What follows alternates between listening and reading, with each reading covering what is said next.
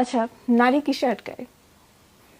কেউ তো বলে মায়ায়, কেউ বলে ভালোবাসায়, আপনি কি বলবেন? মেহেদী হাসান হৃদয় বলে লোভে।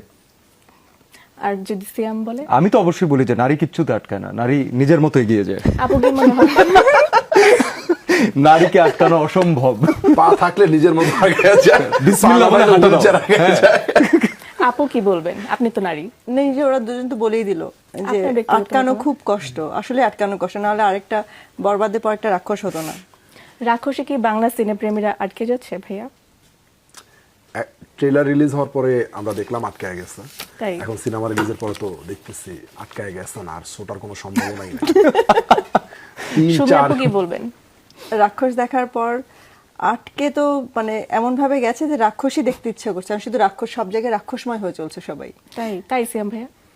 এই যে এত বড় বড় গুণী মানুষজন যখন বলছেন তখন আমার তো মেনে নেওয়া ছাড়া কোনো উপায় নেই। নিজেকে রাক্ষস মনে হয়? কখনো না, কখনো না। কেন?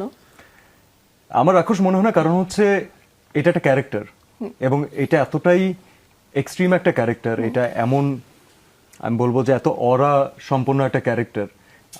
এটা মেহেদী হাসান হৃদয়ের ভিশন, তো সেই ভিশনকে ম্যাচ করা আমার জন্য খুব টাফ, কারণ in fact I am not that person in personal life, I am different. But যেটা সে ভিশন দেখেছে, যেই ক্যারেক্টারটাকে সে তৈরি করেছে, ক্যারেক্টারের নাম রুশো, সেই রুশোকে সে যে পর্যায় পর্যন্ত নিয়ে গেছে, এটা চিন্তা করতে অনেক গাটস লাগে। সুমি আপু, এমন বড় ক্যানভাসে রাক্ষস নির্মাণে আগ্রহী হলেন কেন? ওই যে নারী আটকে লোভে।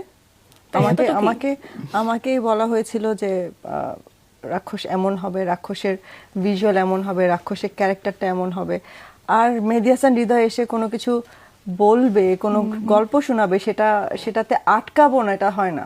তো ওই মানে ওর গল্পেই লোভ, তো আমি ওইখানে আটকে গেছি।